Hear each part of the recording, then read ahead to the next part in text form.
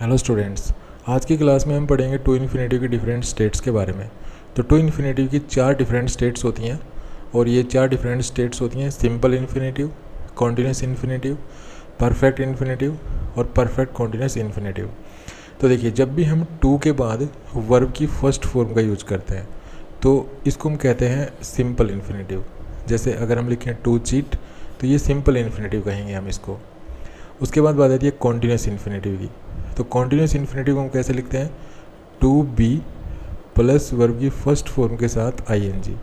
तो जब हम टू बी प्लस वर्ब की फर्स्ट फॉर्म के साथ आईएनजी का यूज करते हैं तो इसको हम कहते हैं कॉन्टिन्यूस इन्फिनेटिव। तो जैसे हम लिखते हैं टू बी चीटिंग, तो ये कॉन्टिन्यूस इन्फिनेटिव कहा जाता है। उसके बाद बात आती है परफेक्ट इन्फिनेटिव की। तो परफेक्ट इन्फिनेटिव हम कैसे लिखते हैं, to have plus past participle अर्थात थर्ड फॉर्म ऑफ वर्ब। तो जब हम टू हैव के बाद third form of verb use करते हैं तो इसको हम कहते हैं परफेक्ट इन्फिनेटिव। जैसे हमने लिखा टू हैव चीटेड, तो इसको हम कहेंगे परफेक्ट इन्फिनेटिव। उसके बाद बात आती है परफेक्ट कॉन्टिन्यूस इन्फिनेटिव की। तो परफेक्ट कॉन्टिन्यूस इन्फिनेटिव हम कैसे लिखते हैं, टू हैव बीन और उसके बाद फर्स्ट फॉर्म ऑफ वर्ब और उसके साथ आईएनजी जब हम लिखते हैं तो इसको कहा जाता है परफेक्ट कॉन्टिन्यूस इन्फिनेटिव। अगर हम ऐसे लिखते हैं टू हैव बीन चीटिंग तो ये जो है इसको हम परफेक्ट कॉन्टिन्यूस इन्फिनेटिव कहेंगे। आइए अब इनका यूज़ देखते हैं कि सिंपल इन्फिनेटिव का यूज़ कब करेंगे, कॉन्टिन्यूस इन्फिनेटिव का यूज़ कब करेंगे और परफेक्ट इन्फिनेटिव का यूज़ कब करेंगे और परफेक्ट कॉन्टिन्यूस इन्फिनेटिव का यूज़ कब करेंगे। तो देखिए, सबसे पहले लेते हैं simple infinitive. The simple infinitive refers to the same time as that of the preceding verb. चलिए इस चीज़ को समझने के लिए एक एग्जाम्पल लेते हैं। ये देखिए एग्जाम्पल है, he appears to misguide you. अब देखिए इस सेंटेंस में दो वर्ब्स हैं, ये है फाइनाइट वर्ब, ये है नॉन फाइनाइट वर्ब और टू इन्फिनेटिव है ये। ठीक है, सिंपल फॉर्म में लिखा हुआ है। तो यहाँ पे सिंपल इन्फिनेटिव क्यों यूज़ किया गया है, तो देखिए ये जो फाइनाइट वर्ब है इससे भी एक एक्शन का बोध हो रहा है और ये जो टू इन्फिनेटिव में जो वर्ब लिखी गई है उससे भी एक एक्शन का बोध हो रहा है। तो ये जो फाइनाइट वर्ब से जिस एक्शन का बोध हो रहा है, इस एक्शन के समय अगर टू इन्फिनेटिव वाली वर्ब से जिस एक्शन का बोध हो रहा है वो एक्शन अगर इंडेफिनेट नेचर का है, मीन्स ना तो वो कंप्लीट है ना वो इनकम्प्लीट है, तो हम ये जो टू इन्फिनेटिव है इसको हम सिंपल फॉर्म में लिखते हैं, मीन्स सिंपल इन्फिनेटिव यूज करते हैं। अगर हम इसी सेंटेंस को एक्सपेंड करें तो ये सेंटेंस ऐसे बन जाएगा, it appears that he misguides you. तो यहाँ पे देखिए ये जो टू मिसगाइड है इसको हमने मिसगाइड्स लिखा है, तो ये इंडेफिनेट फॉर्म में लिखी हुई है ये वर्ब। चलिए इसको और थोड़ा सा इजी तरीके से समझते हैं। देखिए सिंपल इन्फिनेटिव का अर्थ है कि फाइनाइट और नॉन फाइनाइट वर्ब से बोध होने वाले एक्शन या सिचुएशन का समय सेम है। मीन्स जो समय इस फाइनाइट वर्ब का है वही समय इस नॉन फाइनाइट वर्ब से जिस एक्शन का बोध हो रहा है उस एक्शन का है।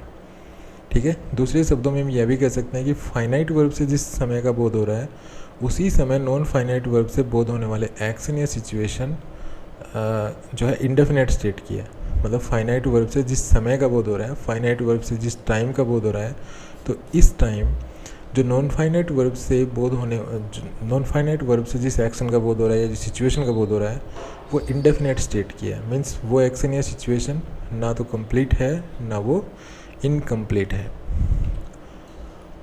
अतः हम कह सकते हैं कि सिंपल इन्फिनेटिव का प्रयोग हम तब करते हैं जब फाइनाइट वर्ब और नॉन फाइनाइट वर्ब से बोध होने वाले एक्शन या सिचुएशन का समय सेम होता है।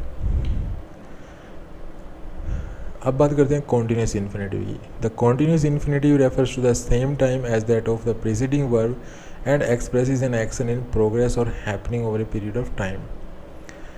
चलिए इसके लिए भी हम एक एग्जांपल लेते हैं। जैसे he appears to be misguiding you. अब यहाँ पे भी दो वर्ब हैं, एक है ये फाइनाइट वर्ब और एक है ये नॉन फाइनाइट वर्ब। तो देखिए हम कॉन्टिन्यूस इन्फिनेटिव का यूज़ कब करेंगे, देखिए इस फाइनाइट वर्ब से इस एक्शन का बोध हो रहा है, ठीक है, इससे भी एक एक्शन का बोध हो रहा है और इससे भी एक एक्शन का बोध हो रहा है। ये जो नॉन फाइनाइट वर्ब लिखी हुई है, जो इन्फिनेटिव लिखा हुआ है मिसगाइडिंग मतलब टू बी मिसगाइडिंग, तो इससे भी एक एक्शन का बोध हो रहा है। तो अगर इस फाइनाइट वर्ब से जिस एक्शन का बोध हो रहा है इस एक्शन के समय अगर ये नॉन फाइनाइट वर्ब से जिस एक्शन का बोध हो रहा है वो एक्शन अगर प्रोग्रेस में है तो हम ये जो इन्फिनेटिव है इसको हम कॉन्टिन्यूस फॉर्म में लिखते हैं। चलिए थोड़ा और इजी तरीके से समझते हैं। अगर हम इसी सेंटेंस को एक्सपेंड करें तो ये बन जाएगा it appears that he is misguiding you. Continuous infinitive का अर्थ है कि फाइनाइट वर्ब से जिस समय का बोध हो रहा है उस समय नॉन फाइनाइट वर्ब से बोध होने वाला एक्शन या सिचुएशन प्रोग्रेस में है। तो जब फाइनाइट वर्ब से जिस एक्शन का बोध हो रहा है उस एक्शन के समय अगर नॉन फाइनाइट वर्ब से बोध होने वाला एक्शन या सिचुएशन प्रोग्रेस में है, मीन्स वो अभी पूरा नहीं हुआ है, तो हम नॉन फाइनाइट वर्ब के रूप में अगर हम टू इन्फिनेटिव का यूज़ कर रहे हैं तो वो टू इन्फिनेटिव हम कॉन्टिन्यूस फॉर्म में लिखते हैं। अतः हम कह सकते हैं कि हम कॉन्टिन्यूस इन्फिनेटिव का प्रयोग तब करते हैं जब फाइनाइट वर्ब से बोध होने वाले समय पर नॉन फाइनाइट वर्ब से बोध होने वाला एक्शन या सिचुएशन प्रोग्रेस में हो।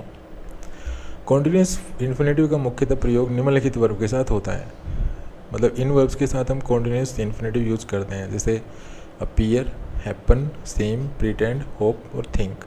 जैसे he appears to be living in this village, तो इस सेंटेंस को ऐसे भी लिख सकते हैं it appears that he is living in this village. तो यहाँ पे देखिए कॉन्टिन्यूस टेंस है, यहाँ पे कॉन्टिन्यूस इन्फिनेटिव है। नेक्स्ट एग्जांपल है the principal seems to coming towards us. तो यहाँ पे टू बी आना चाहिए, टू बी कमिंग मान के चलिए आप, यहाँ पे to be coming towards us. तो इसको हम ऐसे भी लिख सकते हैं it seems that the principal is coming towards us. तो यहाँ पे ये कॉन्टिन्यूस टेंस लिखा हुआ है, यहाँ पे कॉन्टिन्यूस इन्फिनेटिव है। नेक्स्ट देखिए he seems to be sleeping, तो यहाँ पर ये कॉन्टिन्यूस इन्फिनेटिव है। इस सेंटेंस को मैं ऐसे भी समझ सकते हैं it seems that he is sleeping, तो यहाँ पे कॉन्टिन्यूस टेंस है। आगे देखिए he pretends to be working whenever I go to his house, तो यहाँ पे ये कॉन्टिन्यूस इन्फिनेटिव है। इस सेंटेंस को हम ऐसे भी समझ सकते हैं he pretends that he is working whenever I go to house, तो यहाँ पे देखिए आप कॉन्टिन्यूस टेंस है। तो इस तरह से हम कॉन्टिन्यूस इन्फिनेटिव का यूज़ इन वर्ब्स के साथ अक्सर हम करते रहते हैं। आगे बात आती है परफेक्ट इन्फिनेटिव की। The perfect infinitive refers to a time before that of the preceding verb. तो इसको समझने के लिए हम वही एग्जांपल लेते हैं। देखिए he appears to have misguided you, तो इस सेंटेंस का क्या मतलब है कि ये फाइनाइट वर्ब है, ये टू इन्फिनेटिव वाली वर्ब है, इससे भी एक एक्शन का बोध हो रहा है और इससे भी एक एक्शन का बोध हो रहा है। तो हम परफेक्ट इन्फिनेटिव यहाँ पे देखिए परफेक्ट इन्फिनेटिव यूज़ कर रखा है टू हैव मिसगाइडेड। तो परफेक्ट इन्फिनेटिव यहाँ पे क्यों यूज़ कर रखा है, क्योंकि ये जो फाइनाइट वर्ब से जिस एक्शन का बोध हो रहा है इस एक्शन के समय ये जो टू इन्फिनेटिव वाली वर्ब से जिस एक्शन का बोध हो रहा है ये एक्शन कंप्लीट स्टेट में है। ठीक है, ये मतलब फिनिश हो चुका है। इस समय इस वर्ब से जिस एक्शन का बोध हो रहा है तो इस एक्शन के समय ये जो एक्शन है मिसगाइड करना, ये एक फिनिश्ड स्टेट में है, मीन्स ये कंप्लीट हो चुका है। तो हम ऐसे में हम जो है परफेक्ट इन्फिनेटिव यूज़ करते हैं। तो इसको हम ऐसे भी समझ सकते हैं it appears that he has misguided you. तो इसको अगर हम इन्फिनेटिव फॉर्म में लिखें तो हम ये सेंटेंस ऐसे लिखेंगे he appears to have misguided you. तो परफेक्ट इन्फिनेटिव का अर्थ है कि फर्स्ट जो फाइनाइट वर्ब है उससे जिस समय का बोध हो रहा है उस समय नॉन फाइनाइट वर्ब से बोध होने वाला एक्शन या सिचुएशन कंप्लीट स्टेट में है, वह एक्शन या सिचुएशन पूरा हो चुका है। ठीक है, अब हम कह सकते हैं कि परफेक्ट इन्फिनेटिव का प्रयोग हम तब करते हैं जब फाइनाइट वर्ब से बोध होने वाले समय पर नॉन फाइनाइट वर्ब से बोध होने वाला एक्शन या सिचुएशन समाप्त हो चुका है। तो ऐसे में हम परफेक्ट इन्फिनेटिव का यूज करते हैं। परफेक्ट इन्फिनेटिव का प्रयोग मुख्यतः निम्नलिखित वर्ब के साथ होता है, जैसे appear, happen, same, pretend, hope, think और बी के बाद कोई एडजेक्टिव। जैसे he pretends to have forgotten the address. ठीक है, तो यहाँ पे देखिए प्रिटेंड के बाद जो है परफेक्ट इन्फिनेटिव का यूज हुआ है। उसके बाद they seem to have left the city, यहाँ पे देखिए परफेक्ट इन्फिनेटिव है। He is likely to have left the for Delhi, तो यहाँ पे परफेक्ट इन्फिनेटिव है। I am fortunate to have such a good friend, यहाँ पे परफेक्ट इन्फिनेटिव है। I am happy to have bought this car, तो यहाँ पे परफेक्ट इन्फिनेटिव है। She was sad to have missed the bus, तो यहाँ पे भी परफेक्ट इन्फिनेटिव है। अब इस फर्स्ट सेंटेंस को मैं एक्सपेंड करके दिखाता हूँ, उसके बाद आप इनकी प्रैक्टिस कर सकते हैं। जैसे ये सेंटेंस है he pretends to have forgotten the address, तो इसको हम ऐसे भी लिख सकते हैं कि he pretends that he has forgotten the address। Okay, तो इसको हम ऐसे भी लिख सकते हैं। इसी प्रकार से आप इन सेंटेंसेस को भी आप एक्सपेंड करके प्रैक्टिस कर सकते हैं। पास्ट में होने वाले किसी कार्य के बारे में बताने के लिए हम परफेक्ट इन्फिनेटिव का प्रयोग करते हैं। जैसे he was to take his exam, वह परीक्षा देने को था परंतु दिया नहीं, ये नहीं पता है। अगर हम ऐसे लिखें he was to have taken his exam, तो यहाँ पे वह परीक्षा देने को था परंतु किसी कारणवश उसने नहीं दी। ये दोनों में डिफरेंस होता है। यहाँ पे देखिए टू टेक हिज एग्ज़ाम, तो टू टेक यहाँ पे इंडेफिनेट जो है फॉर्म में है, सिंपल इन्फिनेटिव है, तो इसका मतलब ये है कि वह परीक्षा देने को तो था परंतु दिया नहीं, ये क्लियर नहीं है। लेकिन यहाँ पे देखिए परफेक्ट इन्फिनेटिव का यूज़ हुआ है, तो यहाँ पे ये बात क्लियर है कि वह परीक्षा देने को था परंतु उसने किसी कारणवश परीक्षा नहीं दी। Perfect infinitive with modal auxiliaries, हम परफेक्ट इन्फिनेटिव का यूज़ मॉडल एक्चुअलीज के साथ भी करते हैं। जैसे he should have called me, you should not have done that, she must have stayed home. उसके बाद बात आती है परफेक्ट कॉन्टिन्यूस इन्फिनेटिव की। The perfect continuous infinitive refers to a time before that of the preceding verb and expresses an action in progress और happening over a period of time. यहाँ पे इसका क्या मतलब है? परफेक्ट कॉन्टिन्यूस इन्फिनेटिव का प्रयोग हम तब करेंगे जब सिंस या फॉर के बाद कोई टाइम दे रखा हो। ठीक है, तो सबसे पहले तो आपको यही सिग्नल मिलेगा कि टाइम मिलेगा।